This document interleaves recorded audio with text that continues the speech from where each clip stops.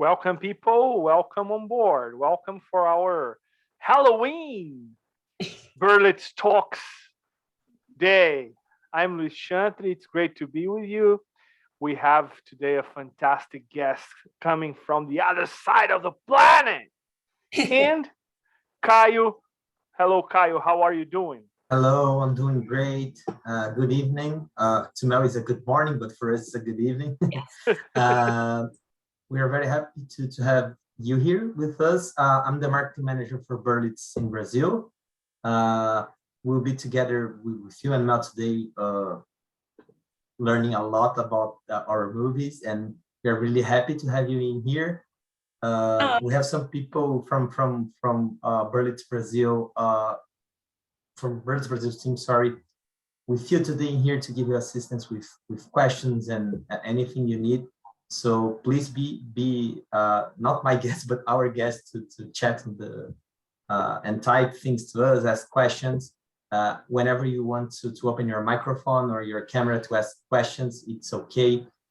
We are, as a school, we are always like fostering our students to do that. So be welcome. Thanks for your time today and to be here with us.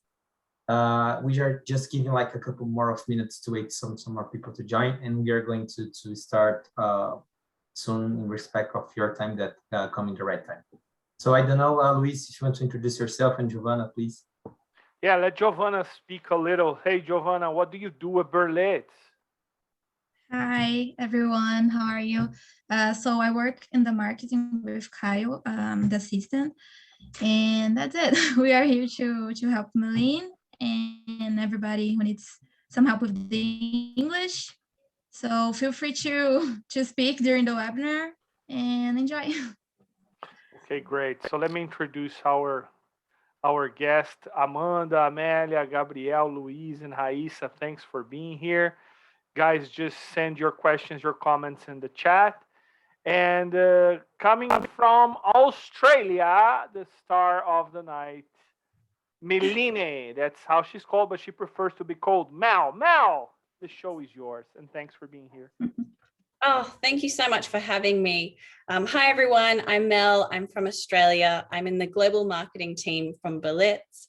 Should we get started now? Or do we want to wait a few more minutes? No, I think it's time. It's time. Time. All right. Just bear with me. Okay, let's get started, guys. All right. So why do people watch horror movies? There's many reasons why people like them. Firstly, you know you are safe, but you're scared, and your brain doesn't quite understand that. This feeling of being scared can give you a thrill or an adrenaline rush. It can even trigger the fight or flight response. Your brain is then flooded with adrenaline and endorphins. Basically, you get really amped up and excited, and a lot of people like this feeling. Another reason is once you've finished watching a horror movie, you feel a sense of accomplishment. You get this newfound confidence. It's as if you were in the movie and you too defeated the bad guy. Horror movies also prepare you for the worst. They appeal to the survivalist in us. Have you ever seen a movie where there is a zombie apocalypse and think, wow, I could have handled that way better? Horror movies also show you how to cope. They'll help you practice coping strategies when nothing bad is happening to you, but to a fictional character on screen. You are essentially building a toolkit for how to deal with anxious or afraid feelings. Some people love that adrenaline rush that I just mentioned before. Others love that sense of relief where the hero defeats the monster and life is great again. So what makes horror movies so scary? Horror movies are so scary because they tap into that base instinct of fear. When you sit down and watch a horror movie, like The Exorcist, Insidious, or The Conjuring, you know it's not real, but your brain always thinks maybe the threat is real, where there's a creepy noise or a loud noise or a creepy moment. These psychological tricks create the illusion of a threat. Have you ever watched a movie and then bam, something suddenly pops out and you scream? We jump or yell because the film bypasses our calm state and taps into a primal instinct, which is to react immediately to protect ourselves and warn others before thinking about what actually scared us. You kind of act before you think. Horror movies also play to our greatest fears and phobias, like fear of death, which pretty much happens in all horror movies, creepy crawly things like spiders, snakes, and worms, scary places like the classic haunted house, unusual ghostly things like spirits, unexplained moving things. As you can see, there are many reasons why horror movies can be so scary. Now let's move on to the origins of horror movies. Have you ever thought about the beginnings of horror movies? Horror films really began to emerge in the early 1900s, around when movies and cinema originated. They were traditionally silent films that were black and white. During the 1920s to the 1930s, they really started to take off, with classics like Nosferatu, which is the first filming of Dracula's story. Then we've got Frankenstein and Dr. Jekyll and Mr. Hyde being released. A lot of these early movies were made based on books during this time. Moving on. Then we've got movies made by director Alfred Hitchcock from 1940 to 1970, so for quite a few decades. He started off directing silent films, but then as technology advanced, he moved with it. Alfred Hitchcock is known as the master of suspense, and he actually lives up to that nickname. He made horror movies very popular, with hits like Vertigo and The Birds. These movies were well liked because they were psychologically suspenseful and anticipating, by amplifying the mystery surrounding the characters and their fate. His directional and camera techniques really involve the audience by panning across the scenes and zooming in on objects or people in the background. He made the audience feel like they were solving the mystery and knew more than the characters. He delivered information to the audience the character on screen didn't see or doesn't know yet. He actually had a name for this. He called it the bomb technique. He explains it by giving the scenario of having a chat with someone, and then there's a bomb under your chair or your table. You wouldn't know until it was too late.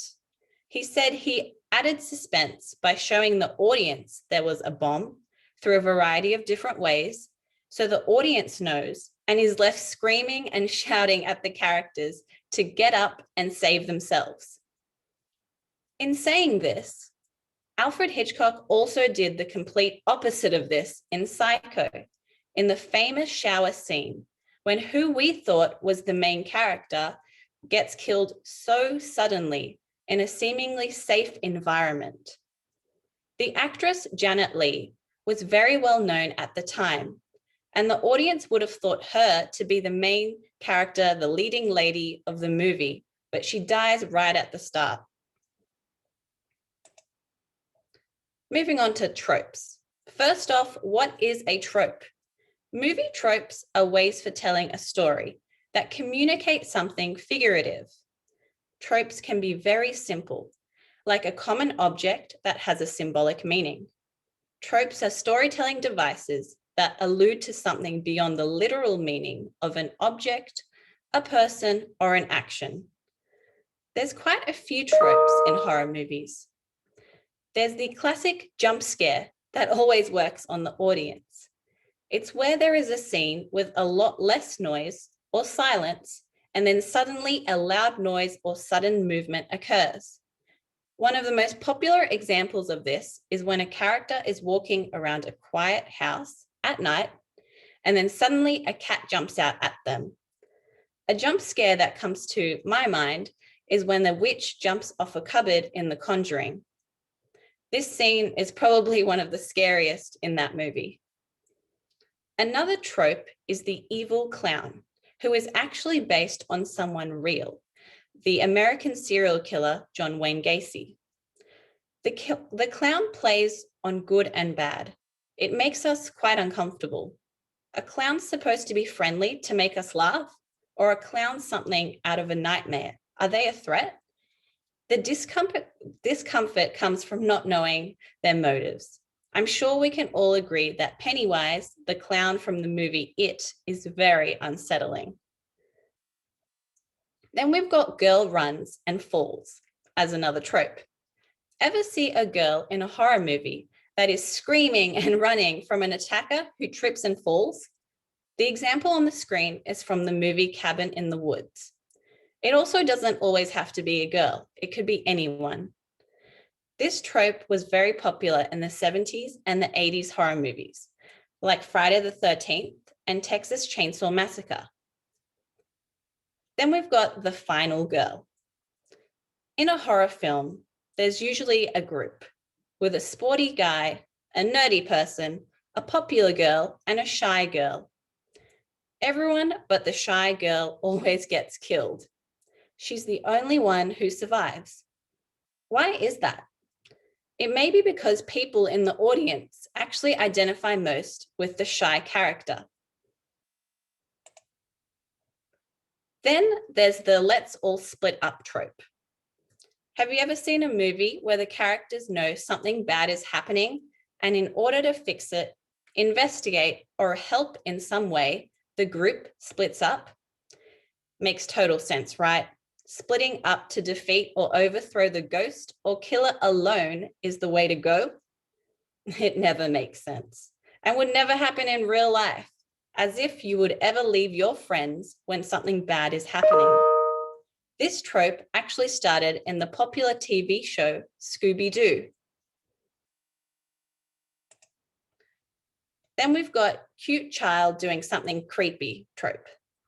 In movies, there's usually a sweet, innocent child that does something or says something very off-putting. A popular movie where this happens is The Sixth Sense, when the main child in the movie says the classic line, "I see dead people."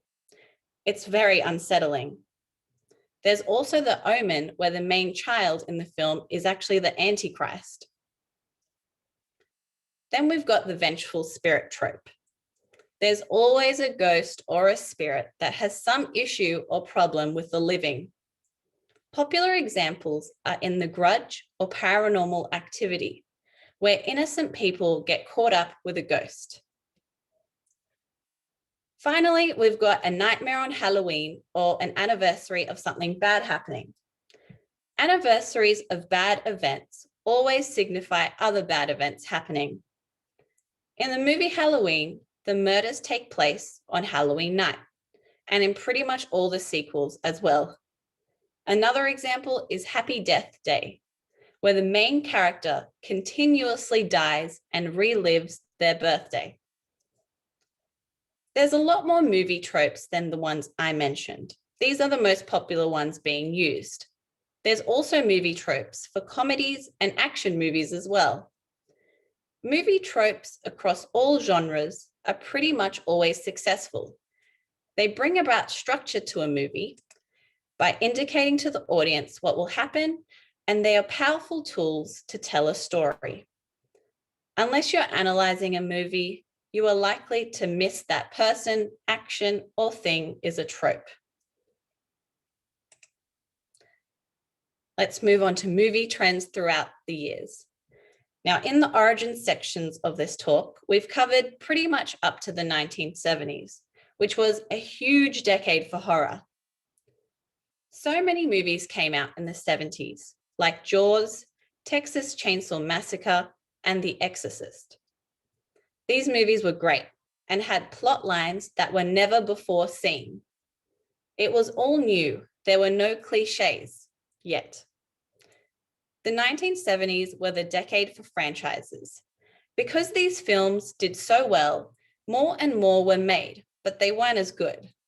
When you think of nostalgic horror movies, these ones always come to mind. Then we move on to the 80s. the decade for slasher movies, where a seemingly superhuman killer stalks and murders a group of people. A Nightmare on Elm Street, Prom Night, and Friday the 13th are popular examples of this. We also have some outlier movies that aren't slashers, like the psychological thriller The Shining, which was based on Stephen King's novel of the same name. With many slasher-style movies being made, The Shining really stood out to audiences because of how unique it was. Moving to the 90s, we see a big change from the 80s slasher to more self-parodies, more gruesome serial killers, and budget films. Slashers had lost their impact, and people were beginning to see them as silly. Slasher-style movies were still being made, but were more teen horrors, like I Know What You Did Last Summer and Urban Legend, both of which had a much younger audience. We also had movies that had more of a funny element to them, like Scream, which has some slasher elements to it with a hint of comedy. It's the perfect recipe. We also saw the emergence of low-budget movies like The Blair Witch Project that did so well because unlike most horror movies where you see more than the characters, in The Blair Witch Project, you mainly see what the characters see. It's like you are there with them, adding to the mysteriousness of the film. It was actually one of the first found footage movies ever made. We also have very serious movies like Seven or Silence of the Lambs, which focused on serial killers. These movies had a mix of thriller, suspense, and horror. They made the audience feel like detectives or FBI agents that are solving the crime along with the characters. These movies also gave us a glimpse into the serial killer's mind.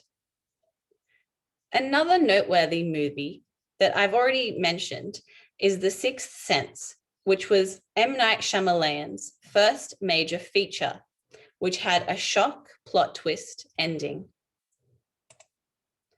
Now moving on to the 2000s. M. Night Shyamalan continued wowing audiences with other movies with shocking plot twists, like The Village and Signs.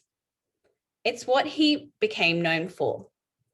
At this point, it would actually be more shocking if he had a movie without a plot twist. The 2000s also saw some international influences and the emergence of comedy horror. Movies that were remakes of international films included The Ring and The Grudge, which were both based on Japanese movies.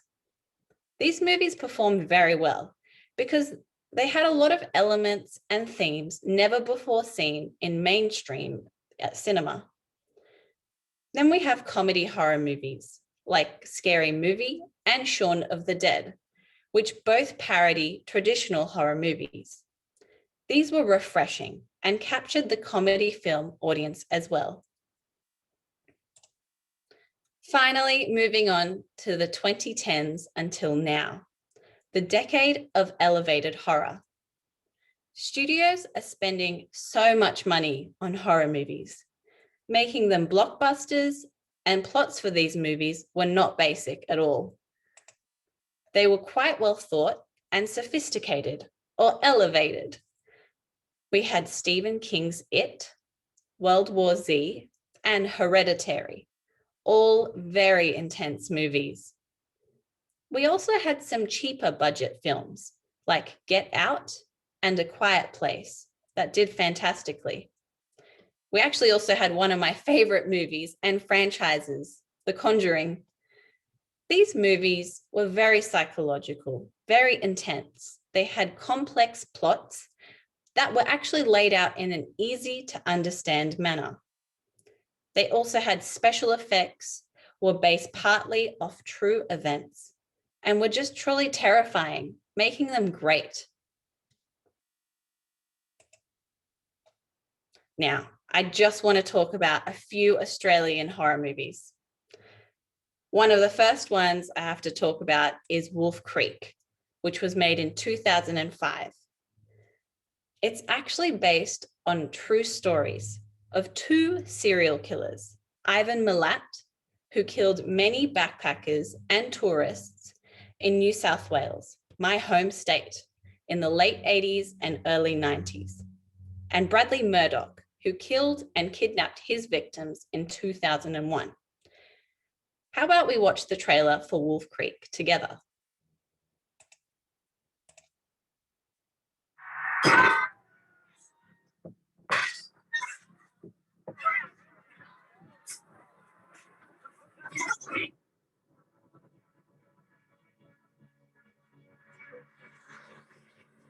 Captain's log. So far, no sign of intelligent life forms. Wow. That's awesome. Looks like we might be spending the night. What the hell? Just stay in the car.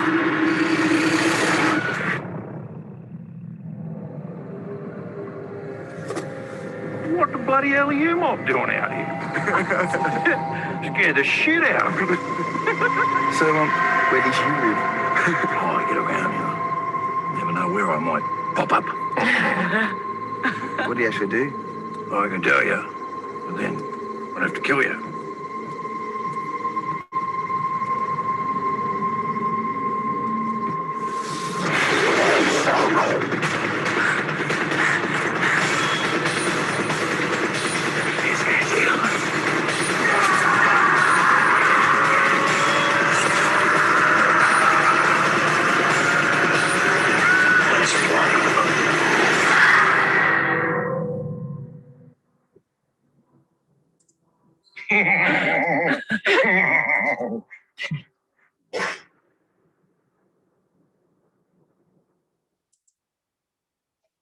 Mel, I remember watching this movie. This was so scary. Yes, it was. It is a very intense movie. Wow. It's very violent, gruesome, and the main actor, who's the serial killer, he won a lot of awards for his performance, because actually prior to this movie, he had a few movies here and there that were comedies and that weren't horror, and people were like, wow, he did amazingly in this role, from being more of a comedian to the serial killer. That was very believable as well. And the line, Mel, the line, I can, like he asks, what do you do? I can tell you, but then I'd have to kill you. That is used again and again, isn't it? Yes. After this movie. It is. It's a very, it's a line that's used in quite a lot of horror movies, a lot of dramas as well. Yeah, very cool. Yeah. But yeah, so that movie is actually about three backpackers who accept help when stranded in the Australian outback from a seemingly friendly local who, of course, turns out to be a maniac. There was a sequel to the movie and then a TV show about it as well. So the whole series did very well. Now, moving on to a few other Australian horror movies, we've also got the movie called The Babadook, which was released in 2014. It's a psychological thriller, and it actually doesn't have the usual horror movie tropes, but relies on character development, connection, and a moving plot.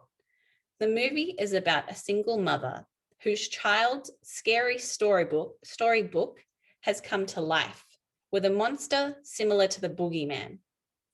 The movie actually covers a lot of real-life horror, like losing a loved one and grief.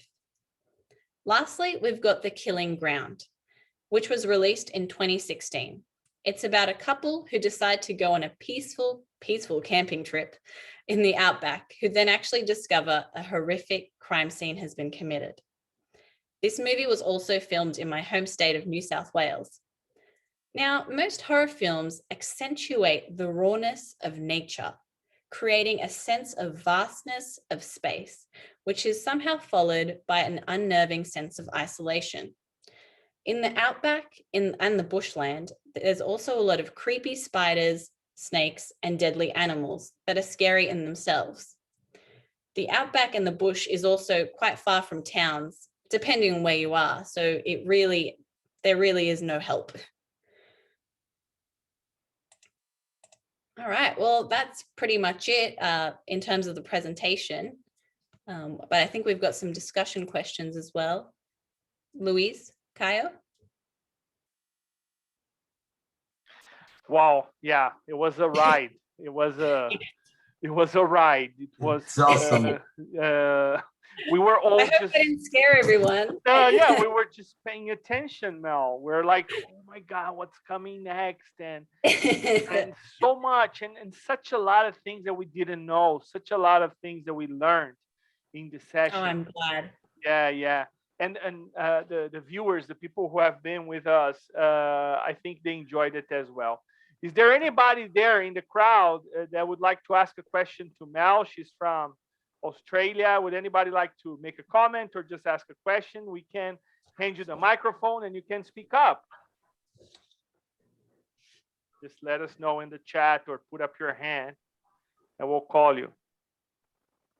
This is the time when we know who is shy or isn't. Are you guys big fans of horror movies? Do you have like a favorite horror movie that you have watched or anything? Hey Mel, I have a question. Yes. It's more curious. I was wondering when you presented about the serial killers of movies. Is there any true story? It's not like regarding our movies, but like an Australian serial killer, famous like Jack the Ripper, something like that. Is there any story like that in Australia? Yeah. Actually, the one in Wolf Creek, Ivan Milat, he is probably the most famous one. He was a serial killer for quite a few years. He killed in the outback, and he killed people that were tourists, backpackers, people that were traveling. So these people didn't have family in Australia looking for them, and then there was the delay when they were killed, and the whole investigation was very difficult as well. So he was around for quite some time, but we caught him now. He's behind bars, and but he's alive. I think he still is alive. I should find out. I think he is. I mean, it only happened in the late 80s, early 90s, around the 80s. And I think he was maybe 30 at the time. We have a guy here in the chat, Louise. He would like to say something. Let me give him the right. Louise, I'm going to open your microphone. Go ahead. Hi, Louise. Just unmute yourself. Yes. Go ahead. Good. Hi, yes. Pleasure to have this discussion or conversation with Berlitz. I went to the California 3 years ago and different of Brazil on the Halloween week. Wow. I observed that. Yes. You were there during like this week now? Like No, 3 years ago. No, I know, but during this week, the week of Halloween. Yes, exactly. Yes. Wow. Yeah, and I had opportunity to visit the house, and I have opportunity to see how the Americans were and use the characters of horror actors, right, or horrors personages, right? But on the streets, Luis, or exactly, like on the street, on the offices, exactly, yeah. Really? It's like a parade. I surprised with this because here in Brazil we have not this opportunity, right? Meline, do you have that in Australia? Like you guys dress up as cosplay of horror? Really, Luis? Tell us more about that. Was it like, how many days were you there? I was there by 20 days, and 20 days. Yes, it's a little time, but I had this opportunity to wear this kind of this clothes, right? And the school that I studied. And I have a question for Meline. In Australia, the people have this type of custom for wearing this type of a Costume. different color? Yes, costumes. exactly. Not really. Halloween's not very big in Australia. I think throughout the past few years, it's gotten a bit bigger. With the pandemic, people kids aren't doing anything. They're not trick-or-treating.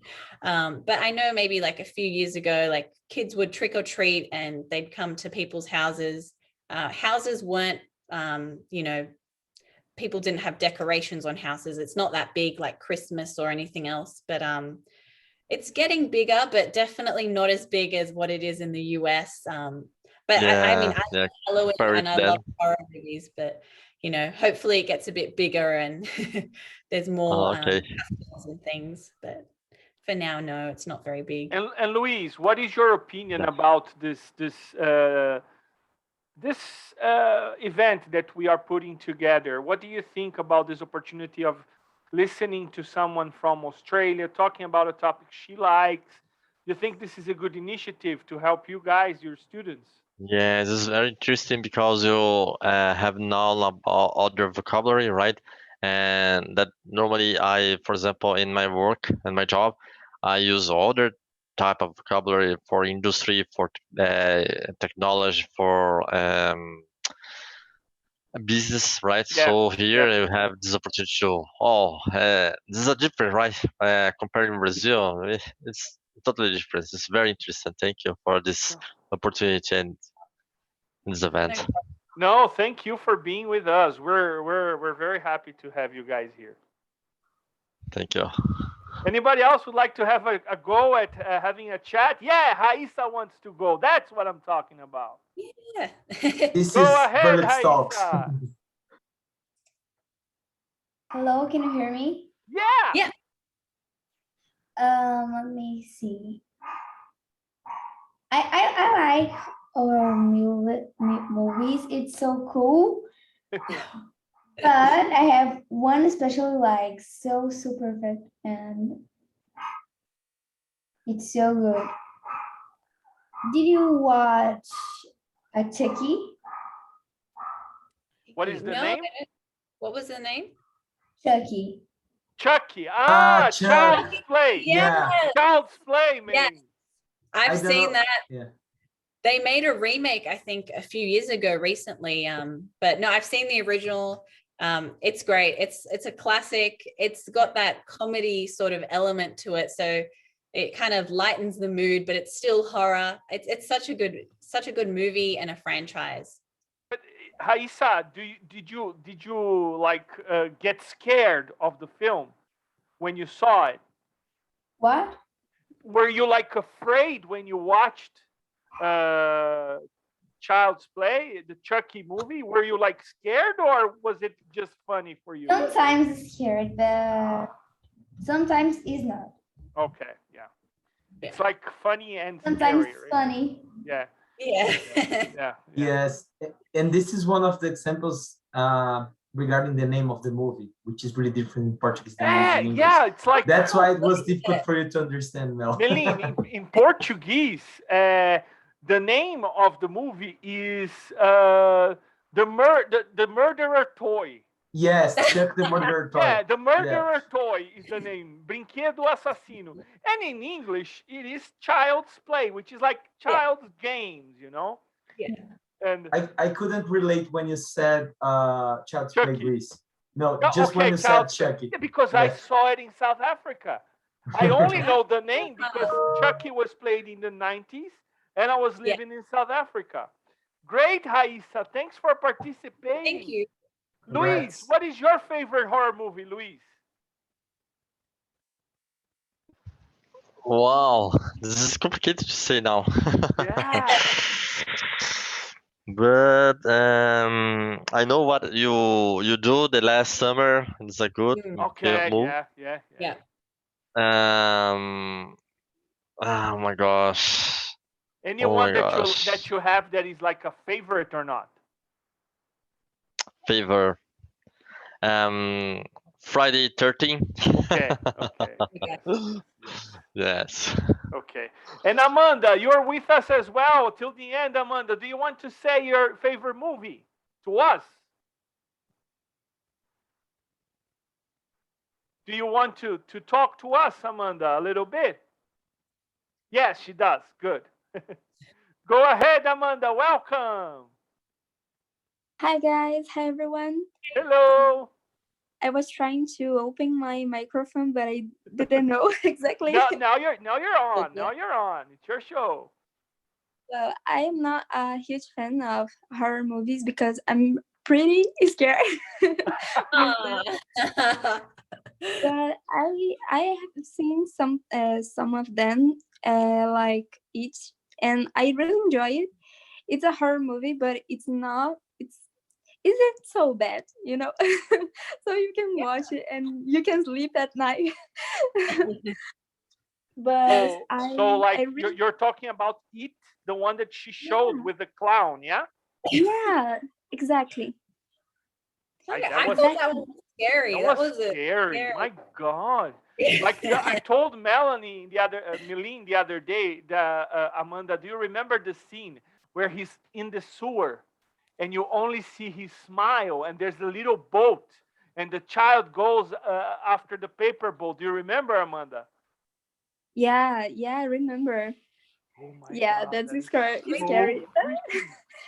The most important thing is that I can sleep well at night. But when I watch horror films with ghosts, for me it's the worst ones because it's really hard. Yeah. It's so scary. Which one was like the one you were most afraid of regarding ghosts, Amanda? The last one that I have watched, it's Oh, the congratulations! Your English is great. I don't remember exactly the name in English, but it's a freira. The noun, I believe.